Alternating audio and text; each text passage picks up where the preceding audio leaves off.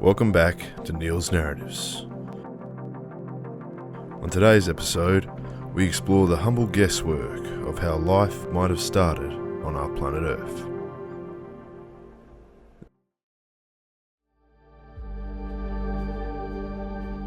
This episode is about the dawn of biological origins, about how a planet that began in fiery pyroclastic flows and cosmic collisions became a home for thinking, feeling beings. It's a story about how order emerged from chaos and resorted in a bounty of life in the universe.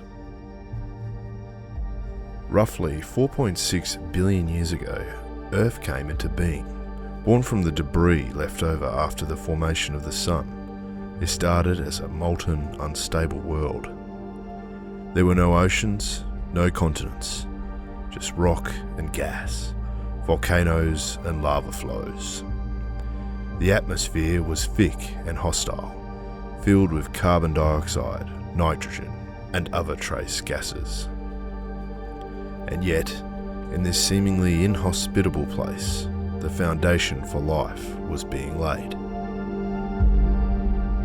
Life as we understand it requires a few key ingredients: liquid water, organic molecules, and a source of energy. Earth had all three. Water condensed from the atmosphere and began to fill the low places, forming vast oceans.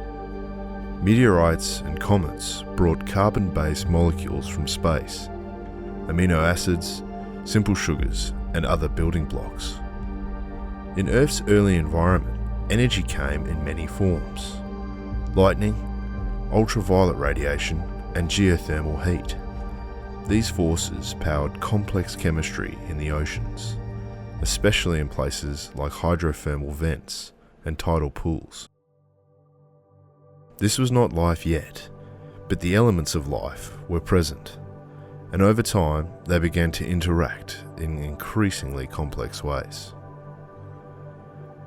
At some point, perhaps hundreds of millions of years, a molecule formed that could make copies of itself. This may have been RNA, a close cousin of DNA. RNA can store information and perform basic chemical functions. It could self-replicate with the occasional error. Those errors introduced variation, and some of those variations were better at surviving and reproducing. Here we see the earliest forms of natural selection. Not yet biology, but the first steps toward it.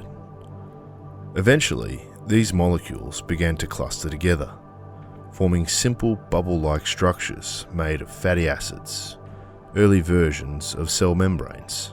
These were the first protocells, tiny chemical systems capable of growth, replication, and evolution. Over time, these protocells became more stable, more efficient, and more complex. They began to manage internal chemistry, draw on resources, and divide. At this point, we crossed the threshold from chemistry into biology. Life had arrived. Simple, single-celled organisms dominated the Earth's oceans. These first microbes likely thrived in extreme environments, places too hot, too dark, or too acidic for later life. They were the only living things on Earth for a very long time. Around 2.5 billion years ago, a group of microbes called cyanobacteria developed a powerful new trick: photosynthesis. They use sunlight to split water molecules, releasing energy, and as a byproduct, oxygen. At first, this oxygen reacted with iron and other minerals, but eventually it began to build up in the atmosphere. To many existing microbes at the time, oxygen was toxic. Its rise caused a mass extinction, but for those that adapted, oxygen offered a much more efficient way to generate energy. This laid the groundwork for more complex forms of life. Without this massive shift in the Earth's makeup, life would look very different. At 2 billion years ago, another turning point occurred. One type of single cell engulfed another, and instead of digesting it, it formed a symbiotic relationship. The engulfed cell became the mitochondrion, wait for it, the powerhouse of the cell. This event led to eukaryotic cells, which are the building blocks of all complex life today. With these new cells came new possibilities, internal organisation, more genetic material, and eventually the ability to form multicellular organisms. But life wasn't in a hurry. It took another billion years before anything larger than a single cell made a lasting impact. Around 700 million years ago, Earth experienced several extreme ice ages. The Cryogenian period. Glaciers may have even reached the equator. The planet was locked in a deep freeze, a series of events now called Snowball Earth. It is believed this cold period was due to a decrease in greenhouse gases brought on by rock weathering. Essentially, CO2 in the atmosphere mixes with rain, which falls to the Earth and reacts with rocks rich in calcium and magnesium, thus turning that CO2 into bicarbonate. Life, as it does, finds a way, and it persisted in refuges, near volcanic vents, in pockets beneath the ice, in shallow seas warmed by sunlight. When the Earth finally warmed, conditions changed. Oceans circulated, nutrients flowed, and life continued to bloom, with some incredible developments ahead. Around 600 million years ago, we begin to see evidence of multicellular life, organisms that were more than just a single cell. Some were shaped like fronds, others like discs or tubes. They belonged to a strange group known as the Ediacaran biota. They were silent, soft-bodied, and unfamiliar. Most left no descendants, but they proved that cells could work together, build tissues, and form bodies. Fossils of these innovators have been found all over the globe. This was the beginning of complexity, a quiet prologue to what would come next. Around 541 million years ago, life entered a new phase. In what we now call the Cambrian explosion, evolution accelerated. Animals appeared with hard shells, jointed limbs, and eyes. Predators emerged, and thus so did their prey. It is said, with the advent of eyes, evolution went into hyperdrive. A new arms race, or more rather, a new eye race. The ability to see your environment brought a lot of changes in the way creatures behaved and thus evolved. Trilobites crawled the ocean floor. Jellyfish-like animals drifted through currents. Early vertebrates, small fish-like beings, appeared in the fossil record. This period marked a dramatic expansion in the diversity of life.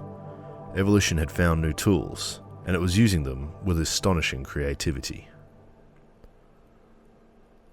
All life today, from trees to turtles to humans, traces its lineage back to those first single-celled ancestors. The story of life on Earth is not a straight line. It's a branching, looping, endlessly creative process, one built on trial and error, on catastrophe and recovery. The cells in your body carry echoes of ancient chemistry. Your DNA contains instructions written across billions of years.